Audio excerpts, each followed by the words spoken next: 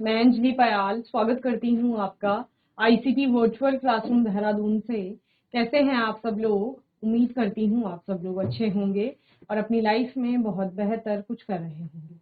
आज हम बात कर रहे हैं क्लास 9th के साइंस की, और जैसा कि आप लोग जानते हैं चैप्टर 4 हम यहाँ पर पढ़ रहे थे। तो मैंने आपको बोला था जैसे रिवीजन हम लोग स्टार्ट करेंगे, तो आज के सेशन में इस चैप्टर को एक बार और अच्छे से रिवाइज करेंगे। बीच बीच में कुछ प्रश्न पूछे जाएंगे जिनका आपको आंसर करना है, ठीक है ना? तो आइए चलते हैं और देखते हैं कि चैप्टर में क्या क्या हमने ऑलरेडी पढ़ लिया है। स्ट्रक्चर ऑफ द एटम में लेकर चले थे हम परमाणु से, ठीक है ना, कि आपका परमाणु क्या होता है। जहां हमने बोला था कि परमाणु आपका बिल्डिंग ब्लॉक है किसी भी मैटर का, ठीक है ना, और इसके अतिरिक्त द स्मॉलेस्ट यूनिट, जिसको कि आपने क्या बोला, सबसे सूक्ष्मतम इकाई बोला पदार्थ की। और इसमें बहुत सारे सब एटॉमिक पार्टिकल्स होते हैं, जिनमें से मुख्य रूप से 3 सब एटॉमिकल पार्टिकल्स की बात हुई थी, इलेक्ट्रॉन, प्रोटॉन एंड न्यूट्रॉन, ठीक है ना। कैथोड रे एक्सपेरिमेंट जब हुआ था तो इलेक्ट्रॉन की खोज हुई। देन एनोड रे एक्सपेरिमेंट होता है जिसमें आपका प्रोटॉन की खोज होती है, और उसके बाद तीसरा सब एटॉमिक पार्टिकल खोजा जाता है जो कि न्यूट्रॉन है।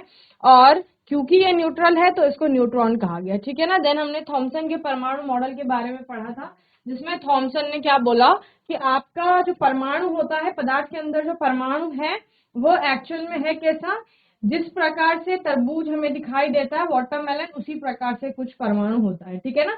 जैसे परमाणु के अंदर धनावेश है तो वो धनावेश किसके समान है, जैसे तरबूज में आपका लाल खाने वाला भाग होता है, उसी प्रकार से कुछ परमाणु के अंदर धनावेश होता है, ठीक है ना। और उस धनावेश में जो इलेक्ट्रॉन होते हैं, ऋणावेश बिखरा हुआ रहता है, जैसे कि आपके तरबूज के लाल खाने वाले भाग में काले बीज बिखरे हुए रहते हैं, कुछ उसी प्रकार से इलेक्ट्रॉन भी परमाणु में वहां पर बिखरे हुए रहते हैं धनावेश के ऊपर। ओके, तो इस प्रकार से उन्होंने कुछ बोला। फिर उन्होंने बोला कि अपने मॉडल में कि जो प्रोटॉन है और इलेक्ट्रॉन है, या पॉजिटिव और नेगेटिव जो चार्ज है वो मैग्नीट्यूड में इक्वल है, ठीक है ना। तो ऑल ओवर जो आपका एज अ होल एटम है वो कैसा हो जाएगा, इलेक्ट्रिकली न्यूट्रल हो जाएगा, ठीक है, क्योंकि धनावेश और ऋणावेश की मात्रा वहां पर कैसी है, समान है। इसके अतिरिक्त वहां पर उन्होंने न्यूट्रॉन की कोई बात नहीं हुई थी तब तक। And the first model of an atom to be put forward and taken into consideration, पहला मॉडल था जिसके बारे में अभी तक आपने कोई मॉडल नहीं पढ़ा, सिर्फ डाल्टन की एटॉमिक थ्योरी पढ़ी थी। उसके बाद ये पहला मॉडल आता है थॉमसन का, जिसको हम लोग पढ़ते हैं, ठीक है ना। इसकी कुछ लिमिटेशंस आई थी, प्लम पुडिंग मॉडल से भी इसको समझा जाता है, जाना जाता है। और इसके अतिरिक्त यहाँ पर हमने रदरफोर्ड के एक्सपेरिमेंट की बात की थी। बेसिकली रदरफोर्ड का परमाणु का मॉडल ये है जहां पर उन्होंने प्रयोग किया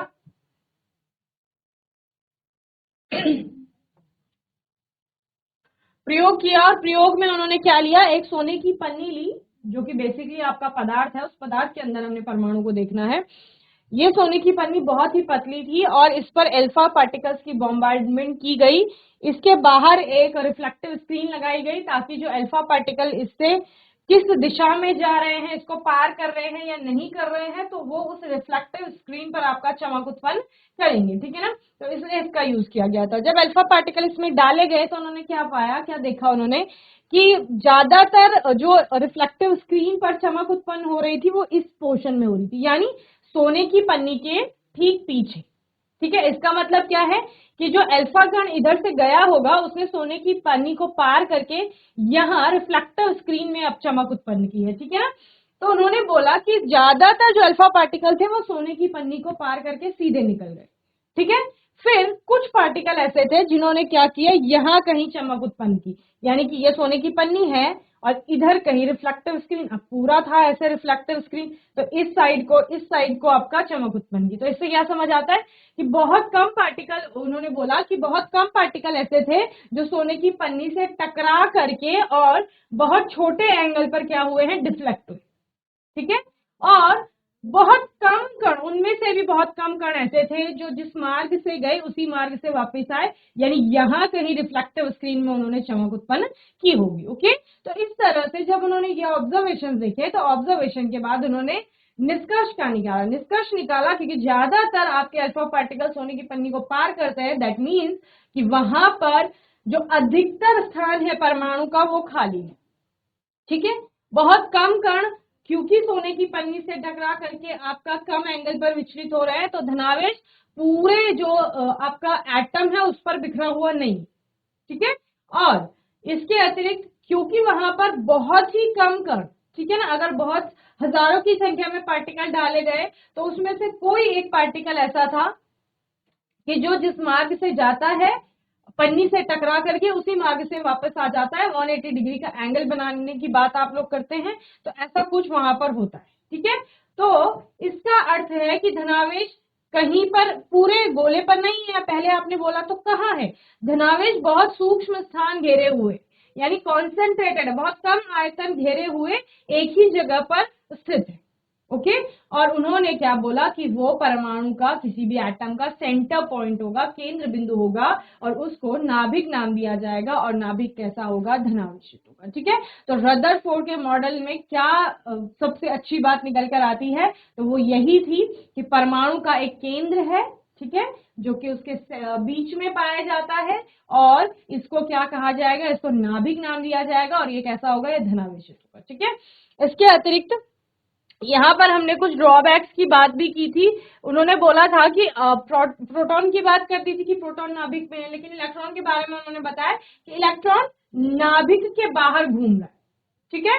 और हम जानते हैं जब कोई आवेशित पार्टिकल, आवेशित कण घूमता है और सर्कुलर पाथ पर घूमता है तो घूमते घूमते एनर्जी रेडिएट करता है, ठीक है ना, ऊर्जा को बाहर निकालेगा, ऊर्जा को बाहर निकालेगा, इसके मतलब क्या होगा कि उसमें ऊर्जा धीरे धीरे कम होती जाएगी, उसकी एनर्जी कम होती जाएगी धीरे धीरे, तो उसका पाथ जो है वो छोटा होता जाएगा, और लास्ट में क्या होगा, वो पार्टिकल यानी कि इलेक्ट्रॉन की बात यहाँ पर हो रही है, वो नाभिक में गिर जाएगा। और अगर इलेक्ट्रॉन नाभिक में गिर गया तो फिर आपका नाभिक क्या हो जाएगा, वहां पर खंडित हो जाएगा, आप बोल सकते हैं कि परमाणु अनस्टेबल हो जाएगा, और परमाणु अनस्टेबल हो गया तो परमाणु के बाद जो पदार्थ है वो एग्जिस्ट ही नहीं करता, पर ऐसा पॉसिबल नहीं है ना, पदार्थ तो है, पदार्थ का अस्तित्व है, हर एक चीज का अस्तित्व है यहाँ पर, तो पदार्थ का भी अस्तित्व है, और अगर पदार्थ का अस्तित्व है तो नाभिक खंडित वहां पर नहीं हो सकता, यानी कि इलेक्ट्रॉन प्रोटॉन से नहीं टकरा सकता। अगर इलेक्ट्रॉन घूम रहा है तो वो एक ही कक्षक में कैसे घूम रहा है, इस चीज की एक्सप्लेनेशन यहाँ पर नहीं मिली थी, ओके। तो इसके बाद ये इसकी कुछ लिमिटेशंस हो गई थी। लिमिटेशंस के बाद हम लोग ने बात की थी नील बोहर के मॉडल पर। एक नया मॉडल आया जिसमें कि इलेक्ट्रॉन, प्रोटॉन और न्यूट्रॉन में से इलेक्ट्रॉन पर बेसिकली बात की गई, उसके मोशन पर बात की गई, वो कहाँ पाया जाता है उस पर बात की गई, और जिसको रदरफोर्ड एक्सप्लेन नहीं कर पाए थे कि अगर पाथ पर घूम रहा है तो क्या एनर्जी का वहां पर लॉस हो रहा है, इस चीज को उन्होंने एक्सप्लेन किया। उन्होंने बोला कि इलेक्ट्रॉन घूम रहा है लेकिन घूमते घूमते वो ऊर्जा को बाहर नहीं निकालता है, ऊर्जा इमिट नहीं करता है, क्योंकि ऊर्जा इमिट नहीं कर रहा है तो वो पर्टिकुलर अपनी शेल में ही घूमता है, ठीक है ना। उन्होंने बोला एक ऊर्जा का स्तर होता है, पर्टिकुलर एनर्जी लेवल्स होते हैं, एनर्जी शेल्स भी उनको नाम दिया गया, उन्हीं में इलेक्ट्रॉन घूमते हैं, कोश भी इनको नाम दिया गया, और जिनके लिए के एल एम एन डेजिग्नेशन हम लोग यूज करते हैं, ठीक है ना। उसके बाद हमने बहुत सारी बातें पढ़ी इसमें, जैसे कि कोई भी इलेक्ट्रॉन जो है वो अलग अलग शेल में पाया जा रहा है। सपोज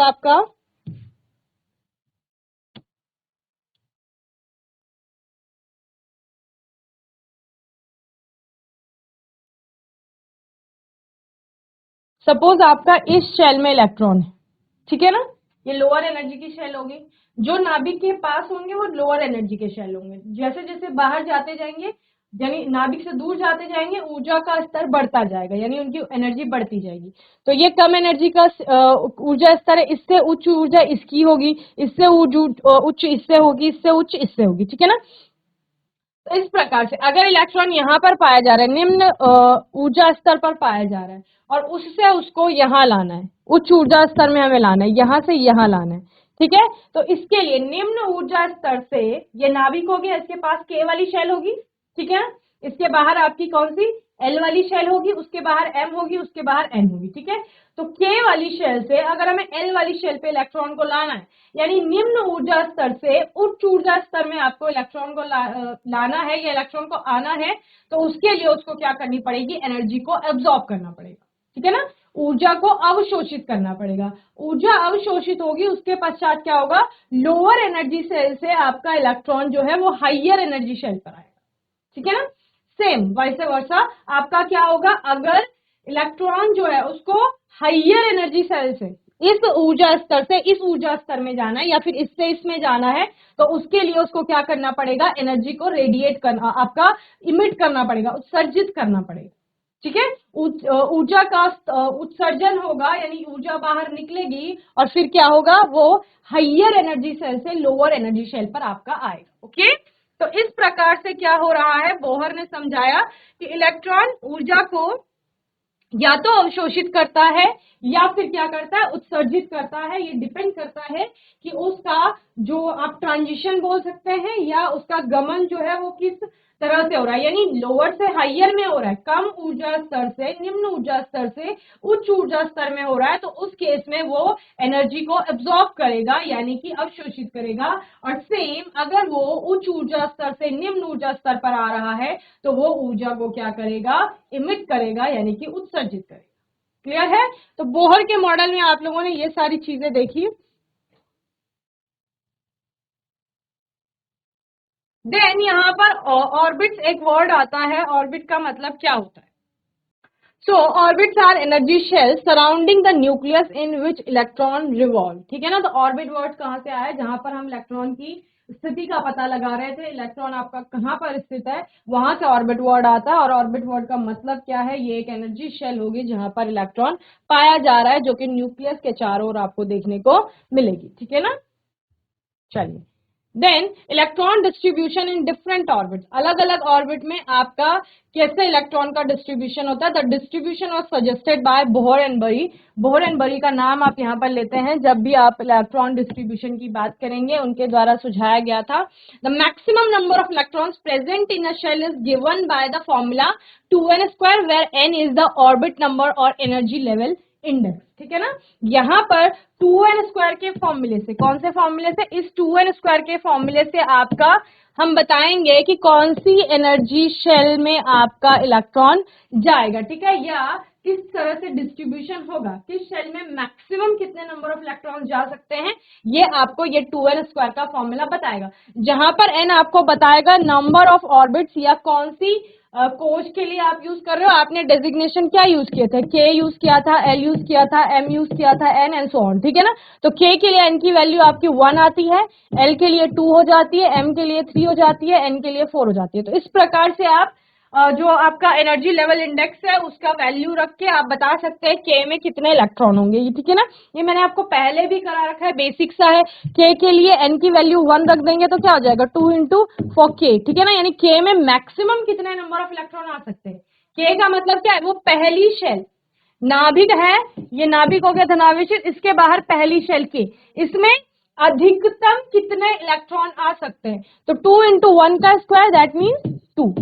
तो के में आपके अधिकतम 2 इलेक्ट्रॉन आ सकते हैं, एक भी आ सकता है लेकिन अधिकतम 2 से ज्यादा नहीं आ सकते। इसके बाद सेकंड जो शेल होगी आपकी एल वाली, इसके बाद एल है, एल में कितने इलेक्ट्रॉन आएंगे, तो एल के लिए आप 2 इंटू 2 का स्क्वायर कर दोगे, तो टोटल कितने हो गए 8।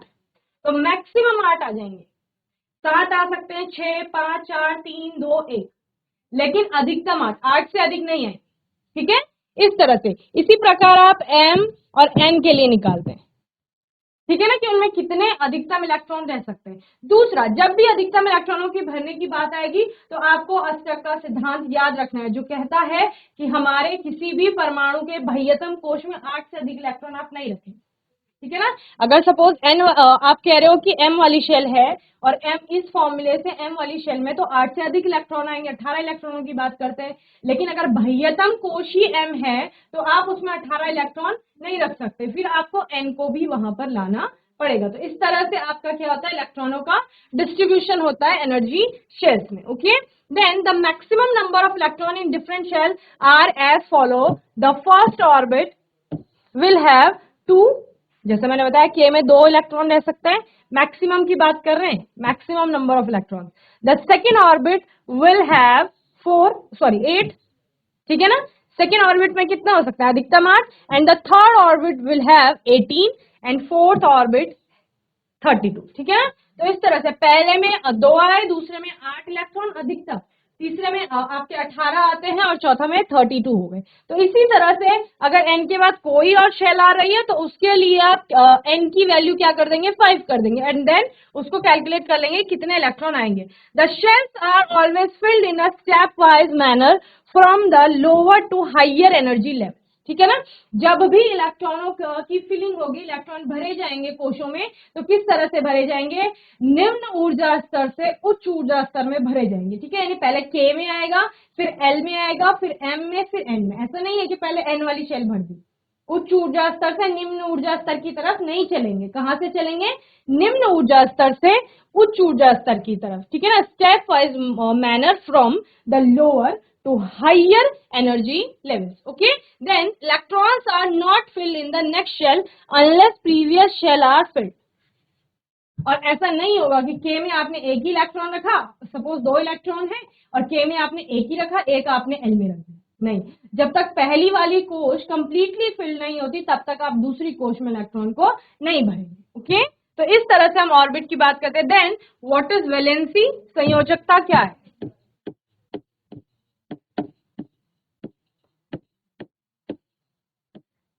तो किसी भी परमाणु के बाह्यतम कोश में जो इलेक्ट्रॉन पाए जाते हैं उनको कहा जाता है संयोजी इलेक्ट्रॉन। ठीक है, और कोई भी परमाणु कितने इलेक्ट्रॉनों को ग्रहण करके या त्याग करके या उनकी साझेदारी करके दूसरे परमाणु से बंध बना रहा है, ये उसकी संयोजकता है। ठीक है, यानी संयोजन क्षमता, जिसको जुड़ने की क्षमता कहते हैं। तो एक परमाणु दूसरे परमाणु से जुड़ता है, ठीक है ना, दूसरे परमाणु से जुड़ने की जो उसकी क्षमता होगी वही उसकी क्या कहलाएगी, संयोजकता कहलाएगी। So the electron present in the outermost shell of an atom are known as the valence electron. ठीक है ना, जो इलेक्ट्रॉन outermost shell में प्रेजेंट है उनको कहा जाता है वैलेंस इलेक्ट्रॉन। ठीक है ना, यानी आप लिख सकते हैं बाह्यतम कोश में पाए जाने वाले इलेक्ट्रॉन क्या कहलाते हैं, आपके संयोजी इलेक्ट्रॉन। ई नेगेटिव का ई माइनस का साइन किसके लिए आता है, आपका इलेक्ट्रॉन के लिए। क्लियर है, चलिए देन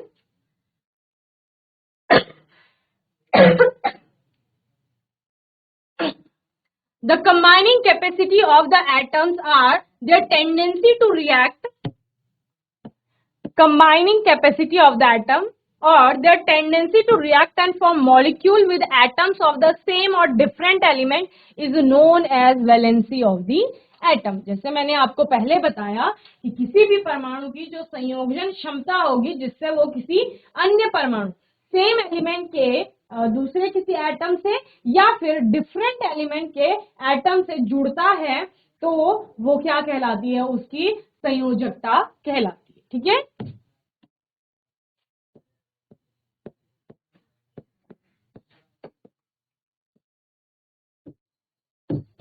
या आप लिख सकते हैं परमाणु की संयोजन क्षमता को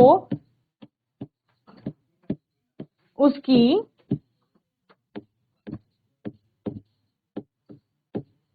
संयोजकता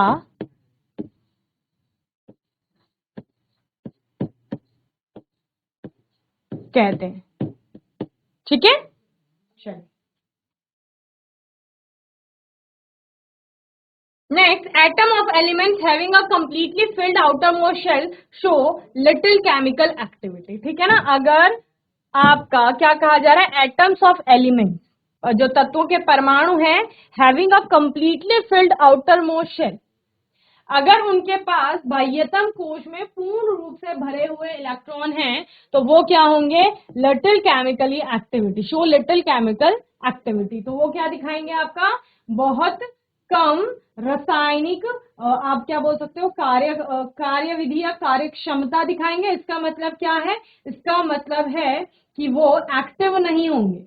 ठीक है ना, कैसे केमिकली इनएक्टिव होंगे, इसका मतलब क्या है कि वो दूसरे से नहीं जुड़ना चाहते। देखो हम किसी से दोस्ती करते हैं किस लिए करते हैं, जब हमारी कोई भी आवश्यकता होती है, चाहे हमें खेलने जाना है, हमें खाने की कोई चीज चाहिए, हमें कुछ भी पढ़ाई के लिए बुक्स चाहिए या फिर कोई भी आवश्यकता है, उसी की पूर्ति के लिए हम दूसरों से जनरली रिलेशन बनाते हैं। तो एटम भी सेम वही कर रहा है।